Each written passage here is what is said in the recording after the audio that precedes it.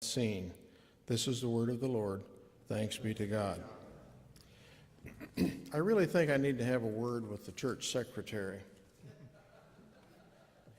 At the beginning of your bulletin, it says that the preacher today, well, I'm not so sure about that, but we'll see what I can do.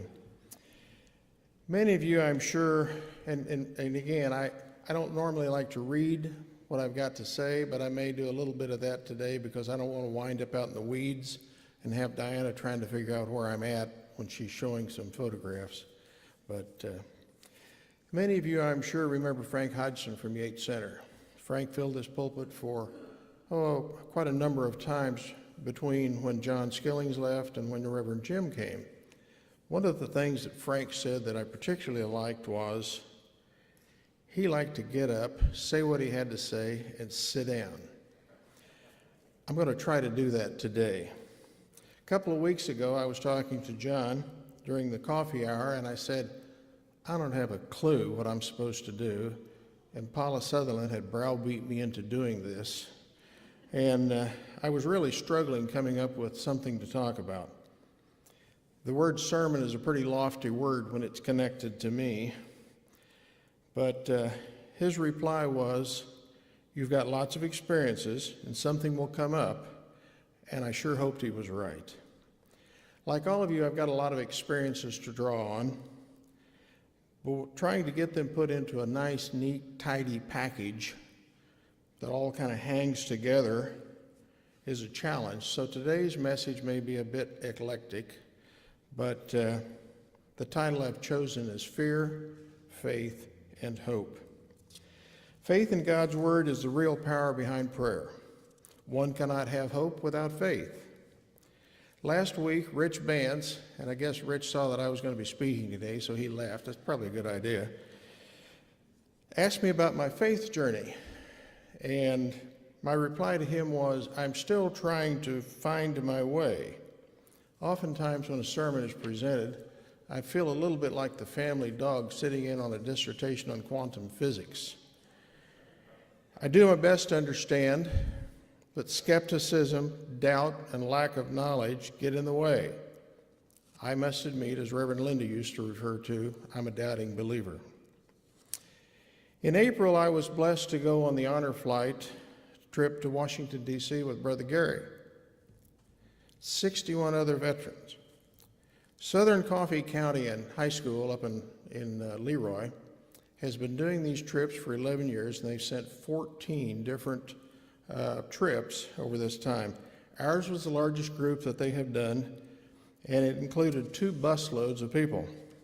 On previous trips, each veteran had a guardian, normally one of the high school juniors at Coffee County High School, to accompany the veteran to do whatever they need to have assistance with. Take care of their vet. In the military, they'd refer to this as an aide. But because of the larger number on our trip, they had one guardian with 2 veterans, and Gary and I were truly blessed to have Crystal Allenbaugh. She is a high school junior from Coffee County.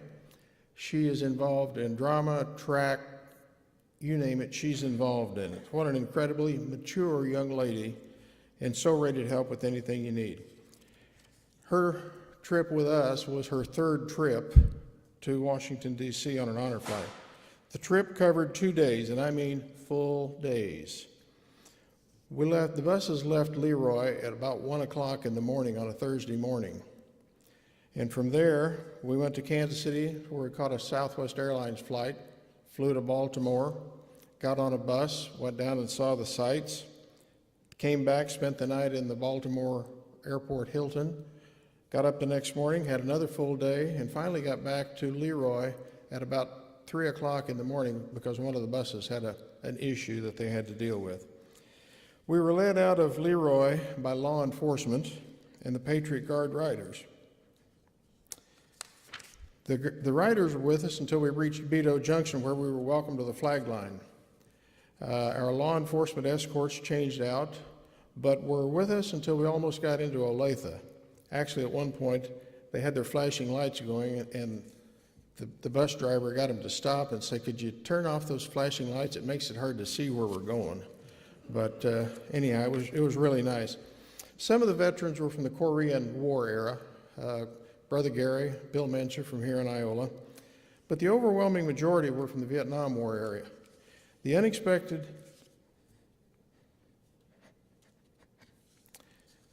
the older you get, the more emotions come to the surface.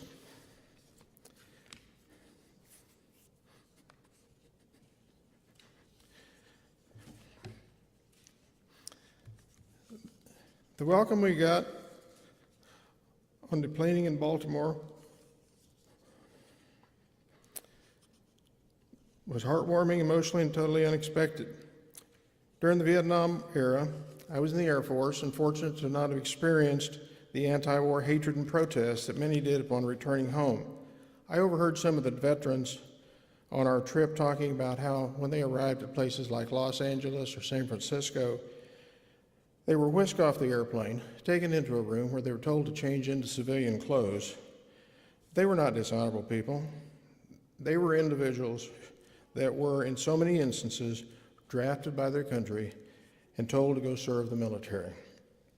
My sermon topic is fear, faith, and hope. I assure you that upon receiving their draft notice, everyone would have gone through this set of emotions. Fear of the unknown and what this time in the military would bring. Faith that their country would do right by them, and hope that they would come through it and be able to go on to lead a long and productive life. As we know, that was not the case for many. While in Washington, we visited all the major memorials in D.C. It was wonderful. In thinking of our group of veterans, one statement sticks in my mind and relates to the military and religion. There are no atheists in foxholes. Some of the veterans on our trip were carrying mental scars from what they had gone through, and others had the physical scars from their experiences. One of the veterans on our trip was a fellow by the name of Gary from western Kansas. Gary was an 18-year-old veteran, or draftee, who had only been in Vietnam a short time when he stepped on a landmine. Gary lost his legs from the crotch down. I can't imagine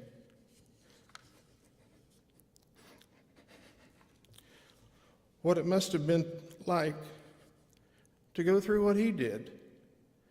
That then and for the rest of his life, the fear of dying, the fear for the future, and how could a person summon faith that your future would be livable or hope for what might come?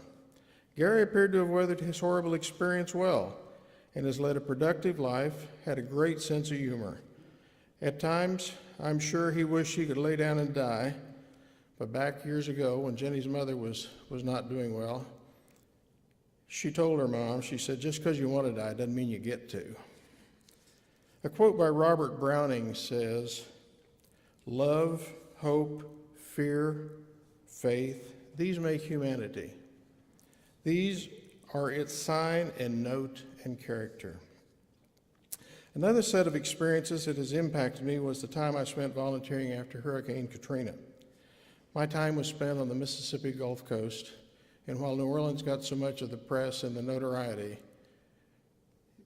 the Long Beach, Mississippi area had devastation that needed to be seen to be believed. Hurricane winds well over 100 miles an hour, a storm surge of up to 30 feet, and numerous tornadoes all converged on the area. A storm surge, you can look at these trees and you see where the bark is off. The storm surge just isn't this gentle bit of wind or wave that comes in. The storm surge is this wall of water anywhere from 15 to 30 feet high that comes in. It's mixed up with everything from containers to you name it. And it's hammering against the trees and the homes and everything else in its path. And it doesn't just come in and go right out. It's there and it continues to hammer for a while.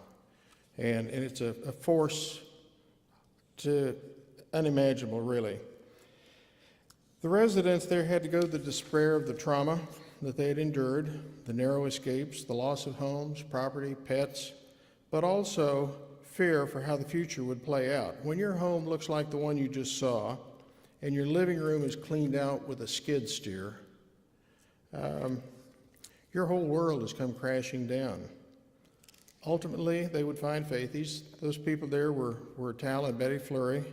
I did clear out their living room with a skid steer, and later on I know that they've done well, but it was a very difficult time for them. Here's an example of how actions by some can lead to hope by others. Larry Maka, Eric Olson, and I went to Mississippi in January of 2006 to continue helping with the cleanup. We saw a house next door to where we'd been working and noticed that absolutely nothing had been done on it. And so we checked with a neighbor and found out who the owner of the home was and made contact and asked if it would be okay to go do something as far as trying to clean it up. The whole lot was filled with downed trees, debris. There was a nursing home nearby. They had all the things that you can imagine that would have come out of a nursing home, and from needles to just on and on and on. And anyhow, the young lady that lived there was a teacher, and she had recently, just before the hurricane, had surgery. Not too previous to that, her mother had passed away, and she absolutely could not deal with trying to do something with this. We made contact with her, received permission to begin the cleanup process. We started clearing it using Larry's skid steer. Eric and I began tackling down trees, some of which were huge, using a couple of chainsaws. We'd cut them up. Larry would drag them to the street where they could be picked up. And by the end of the day, we'd cleared a space around this building of probably 30 to 50 feet in all directions. Late that afternoon, Cindy Cohen, the young lady standing between us there, came out to check to see what had gone on. She was amazed at the change and nearly overcome with emotion. And she said, "You've given me hope. I can do it now." We were like the jump start battery to come in, and we didn't do that much, but it helped. It gave her hope. This next photo is of a couple, Sam and Eula, that had lost everything except their lives and the small pile of belongings that you see piled up in the corner behind them. How would your faith journey be affected if you were in that situation? Here's another quote that I like. "By nature, both faith and hope seem a bit vague. You cannot touch them, hear them, or see them, yet you see the evidence of each: people saved, prayers answered, and joyful outlook of the future, to name a few." Another experience and another example of faith and hope. Starting in 2000, I was blessed to have the opportunity to travel with Dr. Ellis Potter, Rotarians, and others to conduct eyeglasses clinics in Chile. So very many people needed eye care and glasses in the area that we traveled to. They would travel by bus. I'd be up for hours. They would sit for hours waiting. But during the 10 or so clinics that we conducted, approximately 20,000 people received glasses, free of charge. There are many stories that I could share. Here's Ellis doing an exam on an older gentleman. But one in particular sticks in my mind. An older lady had come to the clinic, gone through the examination process. Next, she went to the dispensing area to get her glasses. And upon receiving her glasses, she immediately placed them in her purse and abruptly left. Well, it seemed a little bit odd, but people react to different things differently. The next day, however, she returned and she said, I want to explain. She said she had prayed that we would come to help her sight problems. Upon receiving her glasses, she went directly to her church to thank God for us having come and what we'd done for her. This is the kind of experience that makes you remember and the kind of experience that makes you want to keep going back. There is an interactive dynamic between faith and hope. Faith gives life to hope, and hope strengthens our faith. You can't have one without the other. I think I'm on with what Frank used to say. I'd like to close with this. It's a poem called This Moment. I may never see tomorrow, there's no written guarantee, and things that happened yesterday belong to history. I cannot predict the future, I cannot change the past. I have just the present moment, I must treat it as my last. I must use this moment wisely, for it soon will pass away and be lost forever as part of yesterday. I must exercise compassion, help the fallen to their feet, be a friend unto the friendless, make my empty life complete. The unkind things I do today may never be undone, and friendships that I fail to win may never more be won. I may not have another chance on bended knee to pray.